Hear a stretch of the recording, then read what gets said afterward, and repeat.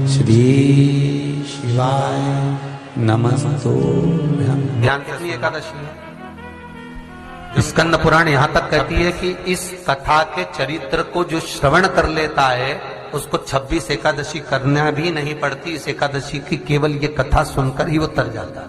बहुत ध्यान से सुनना इसको, कथा तो बड़े भाव से सुन लो इसको, है? बड़े प्रेम से।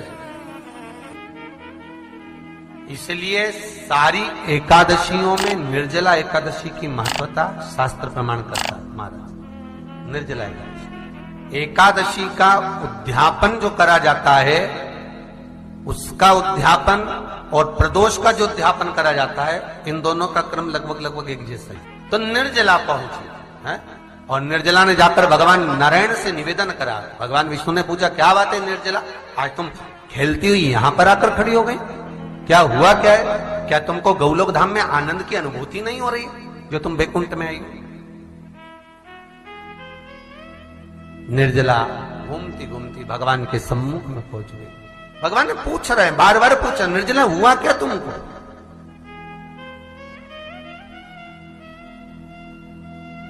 ए निर्जला, ए एकादशी, हुआ क्या है तुमको? क्या कारण है तुम्हारे यहां आने का, बैकुंठ पहुंचने का?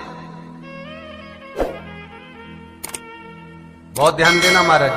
शास्त्र कहता है सोमवार, मंगलवार, बुधवार, गुरुवार, शुक्रवार, शनिवार, ये देवता वो देवता सबके व्रत कर लो, सारे व्रत कर लो, पर ये व्रत आपको परमात्मा के धाम तक लेकर नहीं जा सकते, क्योंकि इनका जो पुण्य है वो मृत्यु लोक में आप थोड़ा सा भी व्रत करते हैं तो पुण्य समाप्त हो जाता है।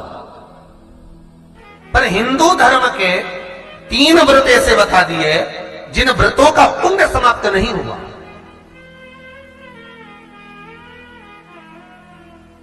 हिंदू धर्म के 3 व्रत ऐसे हो गए जिनका पुण्य समाप्त नहीं हुआ महाराज। जिनका पुण्य प्रबलता में बढ़ता गया। पहले नंबर पर एकादशी, दूसरे नंबर पर प्रदोष और तीसरे नंबर पर शिवरात्रि। एकादशी भी 26 है तो प्रदोष भी जम के बोलते जाओ 26 है। शिवरात्रि केवल 12, केवल 12, और अगर अधिक मास की पड़ जावे तो ये 13, पर अधिक की आय तो 13 है। तो यहां शास्त्र कह रहा है कि 3 व्रत हमारे यहाँ जिनका पुण्य समाप्त नहीं हुआ, जिनका पुण्य प्रबल हुआ, बढ़ा। इसलिए आज भी माता एकादशी का व्रत करती है। और एकादशी का व्रत कर कर अगर कोई जीवात्मा को देते हैं, कोई मर भी गया तो उसको एकादशी का दान देते हैं। एकादशी का उसको दान दिया है। महाराज निर्जला खड़ी पूछा, क्यों आई हो, क्या कारण? निर्जला आई तब लक्ष्मी मैया उठकर निर्जला के करीब में गई। निर्जला बहुत सरल थी निर्जला। कहते हैं कामा एकादशी सबसे लंबी है। कौन सी एकादशी? कामा।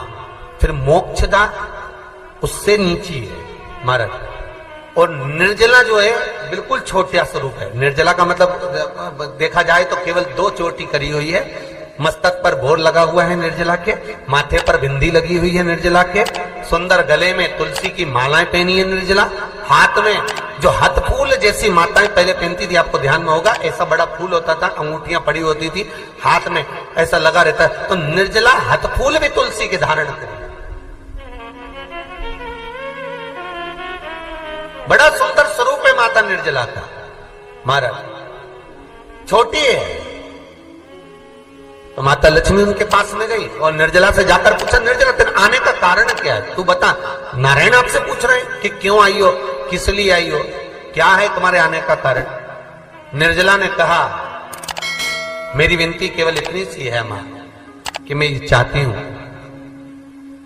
कि मैं जीव के प्राण छूटने के बाद उसके प्राणों को जिस समय मैं लेकर जीवात्मा के प्राणों को परमात्मा तक भेजूं, बैकुंठ तक भेजूं, गौलोक धाम तक भेजूं, उस बीच में मुझे ले जाते समय कई नरक भी बीच में पड़ेंगे, कई स्थान ऐसे बैतरणी आदि के स्थान बीच में आएंगे तो वो स्थान में मुझे रोका ना जाए, मैं सीधे भगवान के धाम पहुंच जाऊं। ऐसी कृपा, ऐसी दया। जितनी भी माताएं एकादशी का व्रत करती, बहुत ध्यान से सुनना आज की कथा को। शायद जिंदगी में मिली ना मिली, पर ये कथा का रिश्ता तो बहुत ध्यान से सुनना। स्कंद पुराण यहां तक कहती है कि इस कथा के चरित्र को जो श्रवण कर लेता है उसको 26 एकादशी करना भी नहीं पड़ती। इस एकादशी की केवल ये कथा सुनकर ही वो तर जाता है। बहुत ध्यान से सुनना इसको, कथा को। सबसे पहला नियम एकादशी व्रत का, सबसे पहला नियम है कि आप जिस दिन व्रत करो उसके एक दिन पहले भक्ति का संचार इस हृदय में करो। भक्ति का संचार इस हृदय में कर लीजिए। जिस दिन आप व्रत करो, जैसे एकादशी का व्रत कर रहे हो तो दशमी के दिन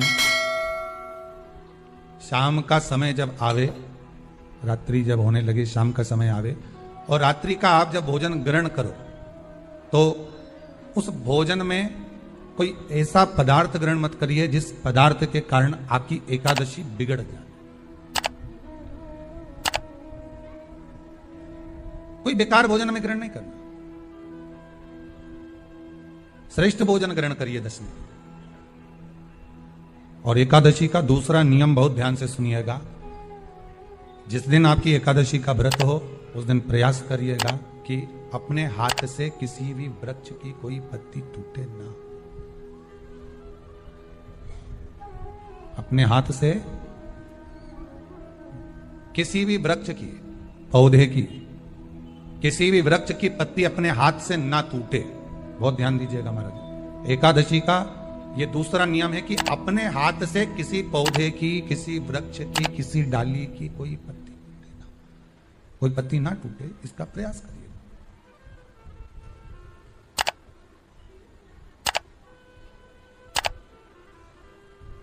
कितना सुंदर व्याख्यान कहा है, कितना सुंदर वर्णन है महाराज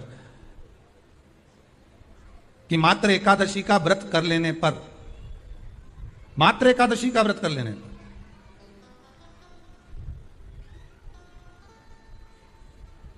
जो पूर्व में किया गया हमारा पाप कर्म है, हमने किसी जीव की हत्या करी है, हमने किसी को कष्ट प्रदान करा है, हमने किसी को अपशब्द कहा है, हमने किसी को ताने दिए, हमने किसी को आड़ा टेढ़ा कहा है, हमने किसी को गालियां दे दी है, मात्र एकादशी का व्रत ही कर लेने पर ये सारे जो दोष हैं वो समाप्त हो जाते हैं।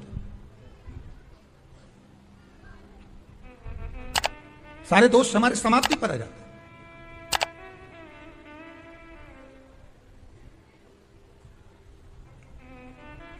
अब एक विचार करिएगा थोड़ा सा अपने मन में, अपने चित्त में, अपनी वृत्ति में एक बात उतारिएगा। एक अपने मन में एक बात को उतार कर रखिएगा कि आप अपने पाप को, अपने पाप कर्म को जिस दिन छिन्न करने वाले हो, समाप्त करने वाले हो, अपने पाप को आप जिस दिन समाप्ति पर लेकर जा रहे हो तो उसके एक दिन पहले आपको प्रसन्नता होना चाहिए कि नहीं होना चाहिए कि कल मेरा पाप कटने वाला है, कल मेरा पाप समाप्त होने वाला है। जो मैंने पाप कर्म करा है वो समाप्त होगा, जो मैंने पाप कर्म करा है वो कल समाप्त हो जाएगा। तो एक दिन पहले आपके चेहरे पर प्रसन्नता होगी ना हो?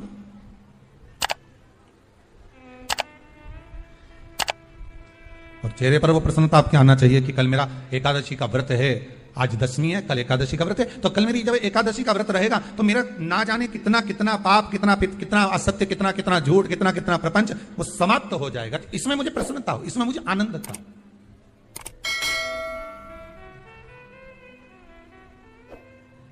तो क्या कहा गया कि प्रयास करिएगा कि एकादशी के दिन कोई वृक्ष की, कोई डाली की, कोई कोपल की कोई पत्ती ना तोड़ी जाए। क्यों?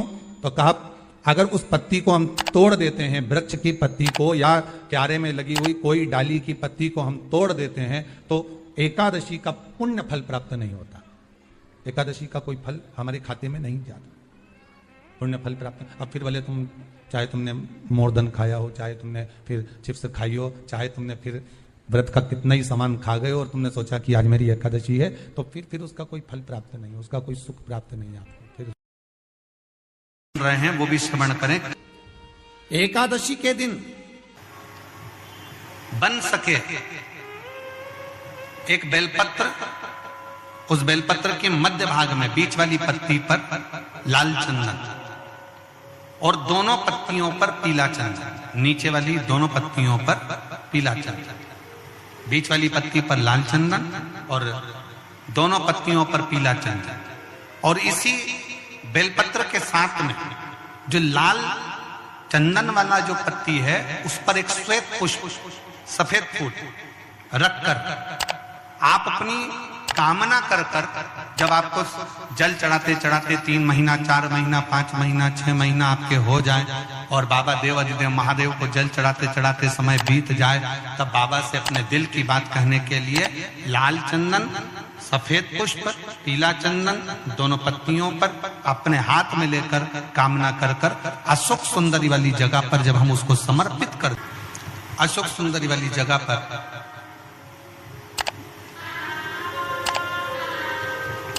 ये शिवलिंग जलाधारी और उसके सामने का जो भाग है उसके मध्य भाग में अशोक सुंदरी का स्थान। बस इसी स्थान पर बेलपत्र और श्वेत पुष्प, बीच वाली पत्ती पर लाल चंदन, आसपास की पत्तियों पर